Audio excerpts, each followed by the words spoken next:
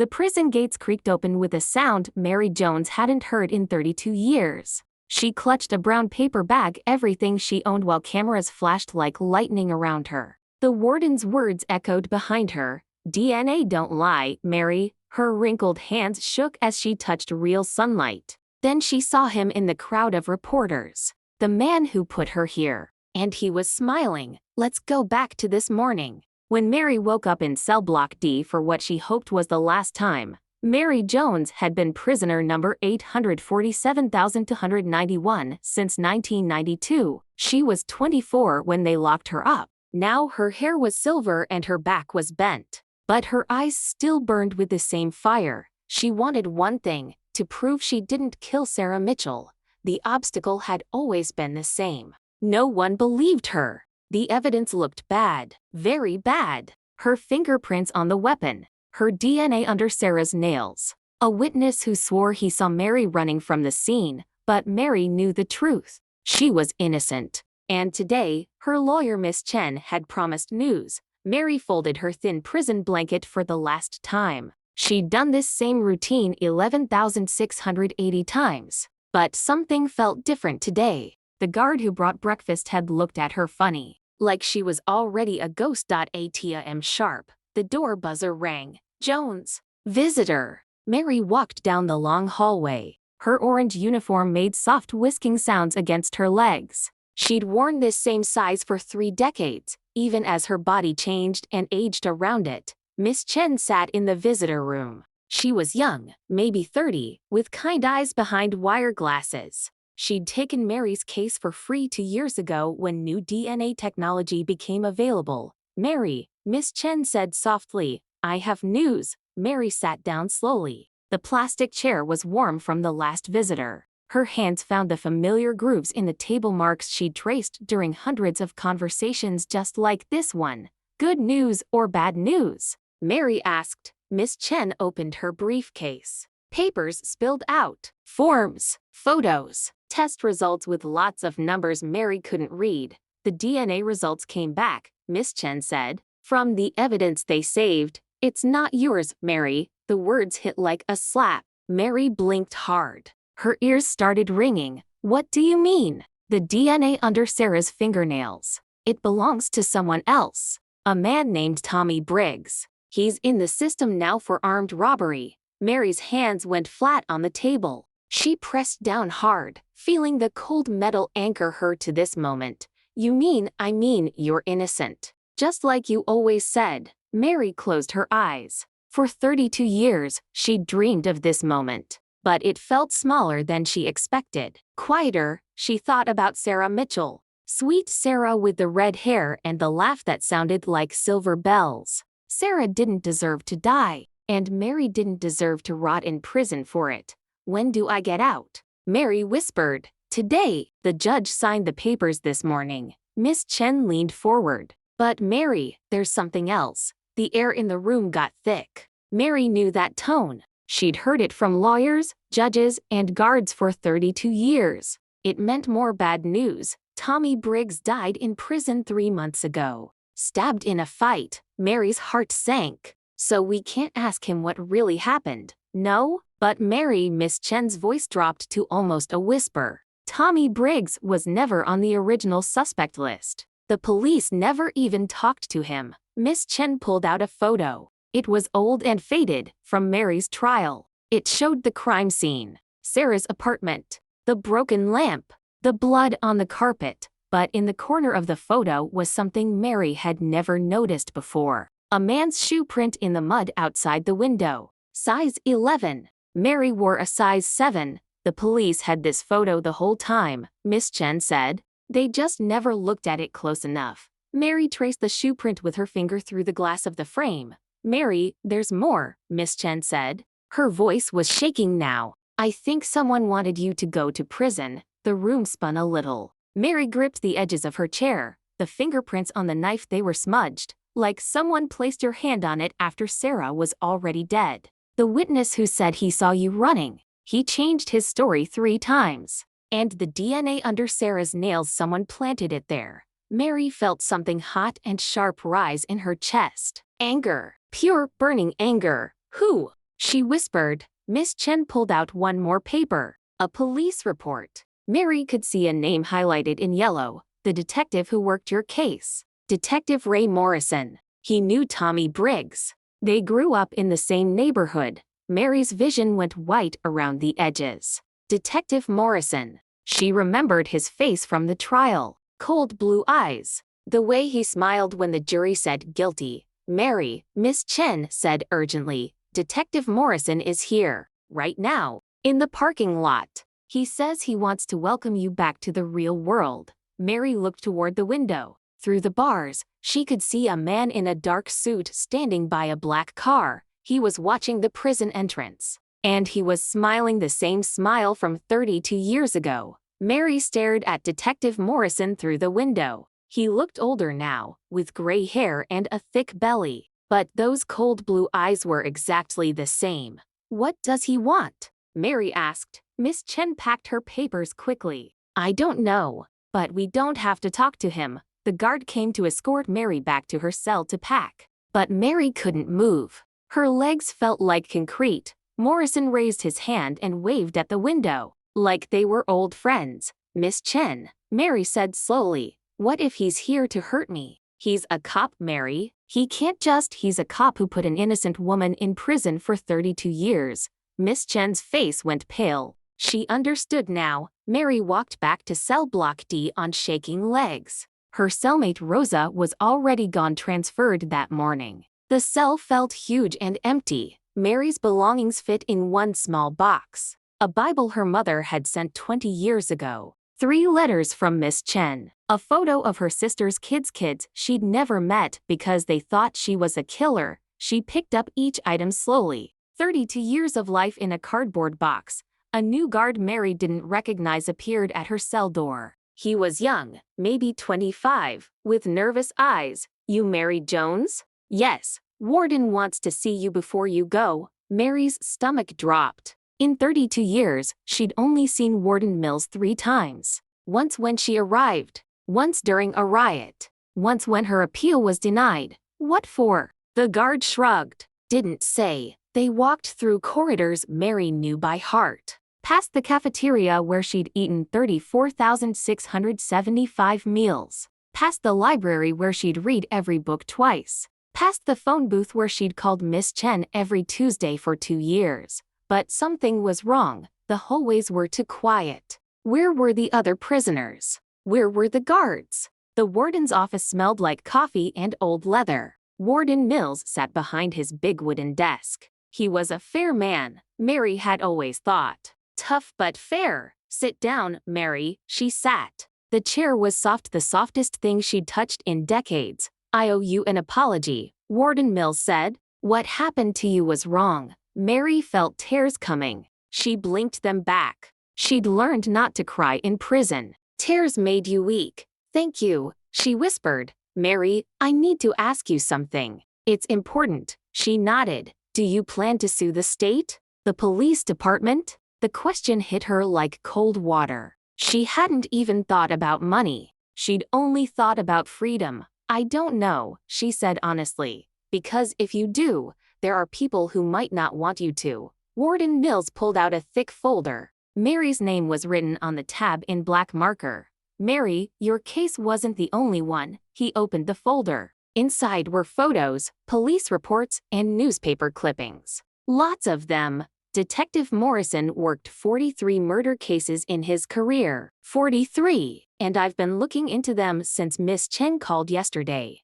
Mary leaned forward. Her heart was hammering. So far, I've found problems with 6 other cases. All black women. All convicted on questionable evidence. All sent here. The room started spinning again. Mary gripped the arms of her chair. You mean, Morrison might have been framing innocent people for years. Warden Mills looked at his watch. Mary, you're supposed to be released in 20 minutes. Morrison is still outside. And I just got a call from the district attorney's office. What did they say? They want to meet with you. Tonight? At the courthouse. They say it's about compensation for wrongful imprisonment. Mary felt something cold crawl up her spine. What do you think? I think they want to make a deal before you start talking to reporters. The warden stood up and walked to his window. Mary could see the parking lot from here. Morrison's black car was still there, but now there were two more cars beside it. Mary, the warden said quietly, I think you might be in danger. A knock came at the door. The young guard stuck his head in. Warden, there's a problem. What kind of problem? Miss Chen is here, but she says someone slashed her tires in the parking lot. And her phone is dead. Mary's blood turned to ice water. Where is she now? Security office. She's pretty shaken up. Warden Mills moved fast for a big man. He pulled a cell phone from his desk drawer and tossed it to Mary. Call your sister. Tell her you're coming to stay with her tonight, but I don't even know where she lives now. Then figure it out. Fast, Mary dialed information. Her hands were shaking so hard she could barely press the buttons. What city for your listing? Chicago. Linda Thompson. Please hold. While the phone rang, Mary noticed something on the warden's desk. A coffee mug with a crack down the side. But it wasn't just any crack. It looked exactly like the crack in the lamp from Sarah Mitchell's apartment. The lamp from the crime scene photo. The phone clicked. Hello? A woman's voice. Older now, but Mary knew it instantly. Linda? It's Mary. Silence. Mary who? Mary's heart broke a little. Your sister. More silence. Then, Mary? Oh my God. Are you out? Yes. Linda, I need help. I need somewhere to stay. Mary, I can't. My kids don't know about you. My husband thinks you're dead. The words cut like glass. Linda, please. I think I'm in trouble. Mary, I'm sorry. I really am. But I can't help you. The line went dead. Mary stared at the phone. 32 years in prison, and her own sister wouldn't help her. Warden Mills was watching her face. No luck? No, another knock. This time, the guard looked scared. Warden, we have a bigger problem. What now? Detective Morrison is asking to come inside. He says he has questions about prisoner release procedures. Mary felt her world tilt. Morrison wanted inside the prison, where she was trapped. Tell him no, the warden said. Sir, he says he has a warrant. Warden Mills cursed under his breath. Show me. The guard handed him a folded paper. The warden read it quickly. His face went gray. Mary, he said, this warrant says Morrison has the right to question you about new evidence in the Sarah Mitchell case. What new evidence? It doesn't say. Heavy footsteps echoed in the hallway outside. Getting closer, Mary stood up. Every instinct told her to run. But there was nowhere to go. The door opened. Detective Morrison stepped inside. He was bigger than she remembered. His smile was wider too. Hello, Mary, he said. His voice was silk over broken glass. Congratulations on your release. He pulled out a small digital recorder and set it on the warden's desk. Now, before you leave this prison, I need to ask you some questions about Tommy Briggs. You see, we found something interesting in his cell after he died. Morrison's cold blue eyes locked onto Mary's. He left a confession. A detailed confession about how he killed Sarah Mitchell. But here's the interesting part. He says you helped him do it. Mary felt the blood drain from her face. That's impossible. I never met Tommy Briggs in my life. Morrison's smile got wider. That's not what his confession says. The warden stepped forward. Detective, this woman just had her conviction overturned. The DNA proves Tommy killed Sarah Mitchell, Morrison said calmly. It doesn't prove Mary wasn't there helping him. Morrison pressed play on his recorder. The room filled with a scratchy voice Mary didn't recognize. My name is Tommy Briggs. I'm dying in here, so I might as well tell the truth. I killed Sarah Mitchell in 1992, but I didn't do it alone. Mary's knees almost gave out. She grabbed the warden's desk. The voice continued. Mary Jones was my girlfriend back then. She told me Sarah had money hidden in her apartment. Said Sarah was sleeping with Mary's man, and we could get revenge and get rich. Turn it off, Mary whispered. Let it play, Morrison said. Mary waited outside while I went in. When Sarah fought back, I had to kill her. Mary helped me clean up after. She touched the knife when we were trying to figure out what to do with it. The recording stopped. Morrison looked satisfied. Explains the fingerprints, doesn't it, Mary? Mary's mind was racing. This is fake. You made this up. Tommy recorded it 3 weeks before he died. The prison warden in Riverside can verify the date stamp. Warden Mills was studying Mary's face. She could see doubt creeping into his eyes. Mary, the warden said slowly, you never mentioned knowing Tommy Briggs, because I didn't know him. Mary's voice cracked. I've never seen that man in my life. But even as she said it, something nagged at her. Tommy Briggs. The name sounded familiar, like an echo from a dream. Morrison pulled out a manila folder. I have photos, Mary, from 1992. He spread them on the desk like playing cards. Black and white surveillance photos from a convenience store.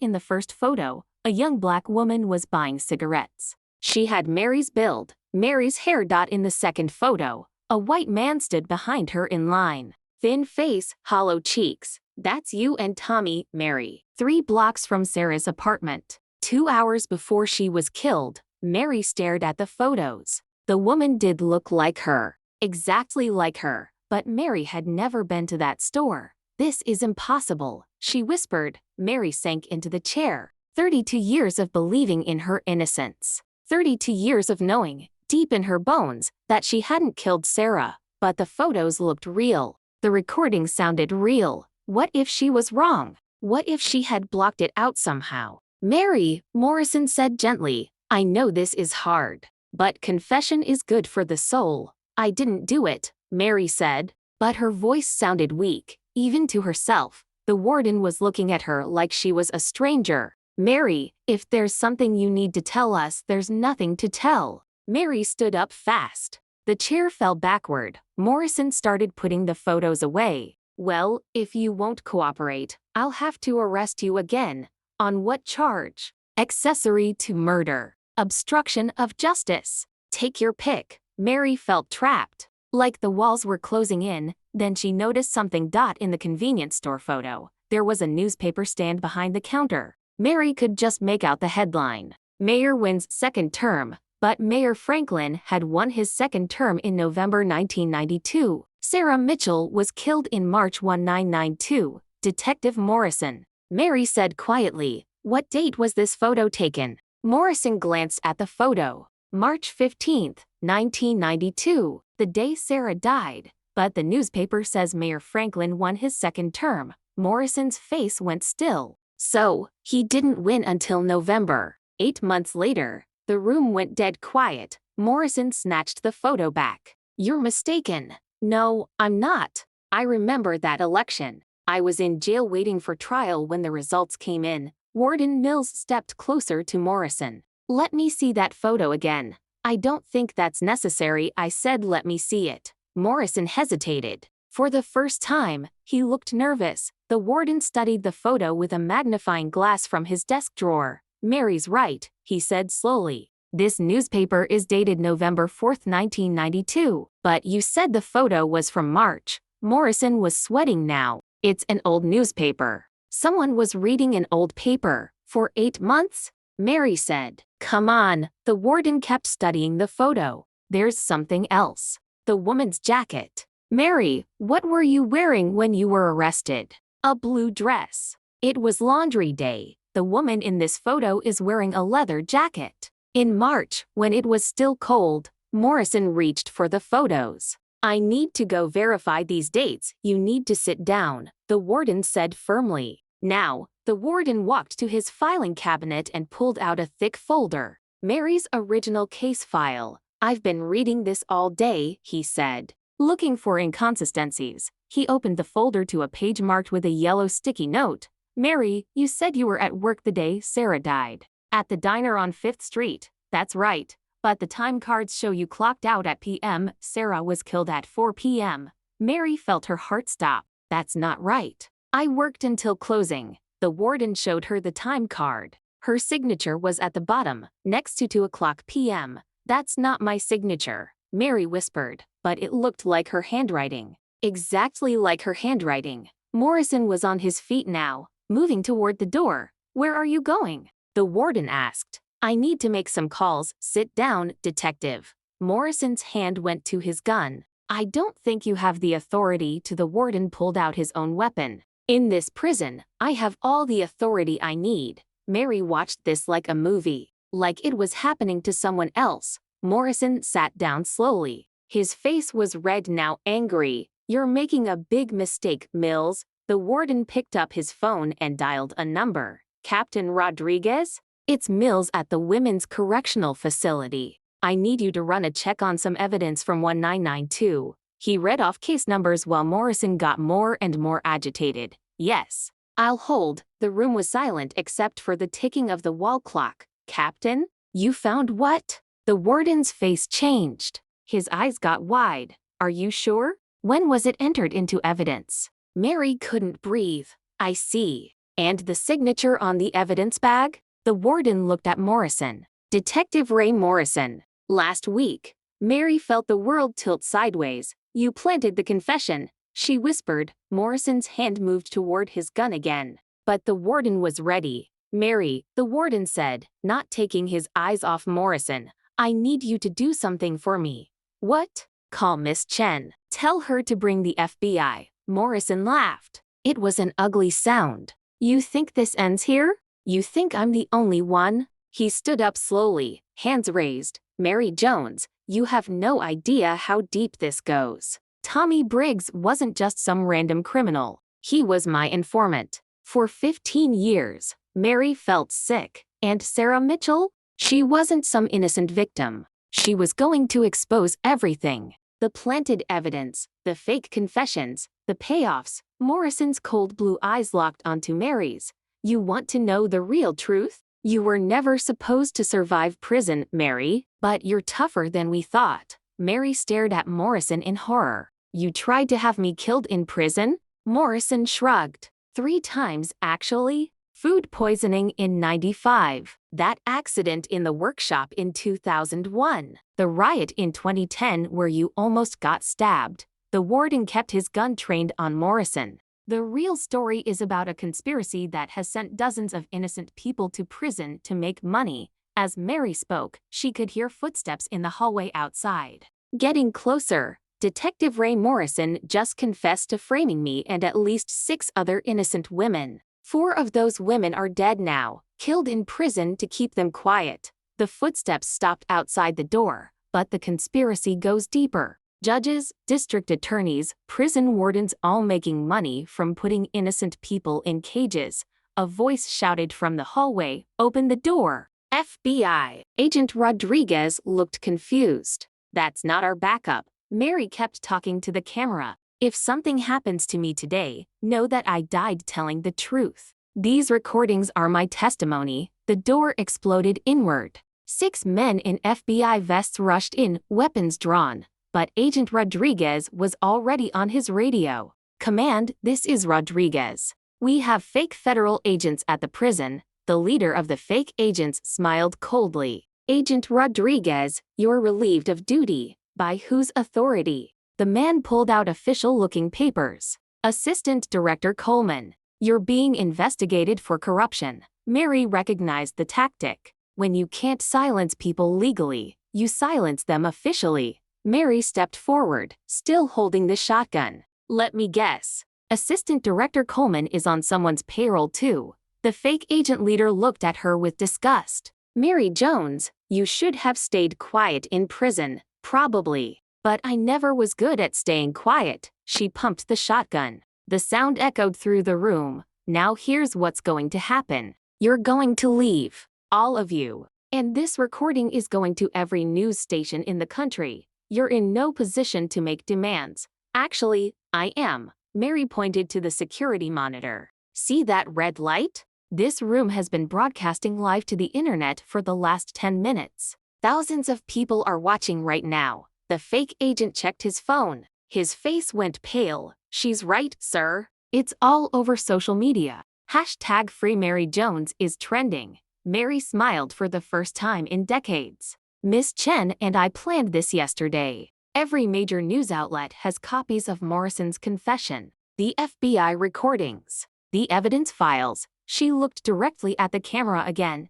and here's the best part. At exactly p.m. today in 3 minutes, every major newspaper in the country is publishing the full story. Names, dates, financial records. The fake agent leader was sweating now. You're bluffing. Mary's phone buzzed. A text from Miss Chen. New York Times just went live. Washington Post in 30 seconds. Checkmate, Mary said softly. Real FBI agents burst through the windows, rappelling from helicopters. The sound was deafening, everyone on the ground. Now, the fake agents dropped their weapons. They knew when they were beaten. Agent Rodriguez was shouting into his radio, "We need arrest warrants for Assistant Director Coleman." Judge Harrison, District Attorney Wells. Mary sat down heavily in the warden's chair. 32 years of fighting, and it was finally over. Morrison, still handcuffed, looked at her with something like respect. "You played this perfectly," he admitted. "I had good teachers." Prison is an excellent school for learning how to survive. 6 months later, Mary stood outside the courthouse in a blue dress, her first new clothes in 32 years. The trials were over. Morrison got life without parole. Judge Harrison, District Attorney Wells, and 12 others got sentences ranging from 20 to 40 years. The 2 surviving innocent women had been released and exonerated. The families of the 4 who died in prison received $1 million settlements. Miss Chen stood beside Mary on the courthouse steps, reading from a prepared statement. Today, justice was finally served. But we must never forget that our legal system failed Mary Jones and countless others. After the press conference, Mary and Miss Chen walked to a nearby coffee shop. Mary ordered her first real coffee in 32 years. "What will you do now?" Miss Chen asked. Mary thought about it. She had money from the wrongful imprisonment settlement. She could go anywhere, do anything. "I want to help the others," Mary said finally. "What others?" "The ones still in prison. The ones who don't have lawyers like you fighting for them." Miss Chen smiled. "I was hoping you'd say that." She pulled out a business card. Jones and Chen Legal Aid Foundation. "I took the liberty of setting up the paperwork." 1 year later, Mary walked through the same prison gates where her story began. But this time, she was visiting as a free woman. She met with 3 inmates who claimed they were innocent. She listened to their stories, took notes, promised to investigate. As she left that day, the guard at the gate recognized her. "You're Mary Jones, the woman who brought down that whole conspiracy." "Yes, my sister was one of the women you helped free. She wanted me to thank you." Mary smiled. "We're not done yet." That evening, Mary sat in her small apartment, the first place she'd lived alone in 32 years. She was reading case files, looking for patterns, searching for more innocent people trapped in the system. Her phone rang. "Miss Chen." "Mary, I just got a call from a woman in Texas. She says her daughter was framed for murder 15 years ago." The detective on the case used to work with Morrison. Mary grabbed her notebook. "What's the daughter's name?" "Angela Martinez. She's 23 now. Been in prison since she was 8. "Wait, that can't be right." Mary's blood ran cold. "Miss Chen, did you say 8 years old?" "Yes." She was tried as an adult for killing her foster parents. Mary was already putting on her coat. "Book us flights to Texas." "Tonight, Mary, it's 11 p.m. Then we'll drive." As Mary walked out into the night, she looked up at the stars. Somewhere out there, another innocent person was waiting for justice. After 32 years behind bars, Mary Jones was finally free, but her real work was just beginning. Comment Part 2. Mary Jones went on to help exonerate 47 wrongfully convicted people through the Jones and Chen Legal Aid Foundation. Morrison's corruption network led to the largest reform of the criminal justice system in modern history. Sarah Mitchell's case was officially closed when the full truth came to light. Mary never did find her sister Linda, but she found something better, a family of survivors who understood that freedom isn't just about walking out of prison. It's about making sure no one else has to walk in.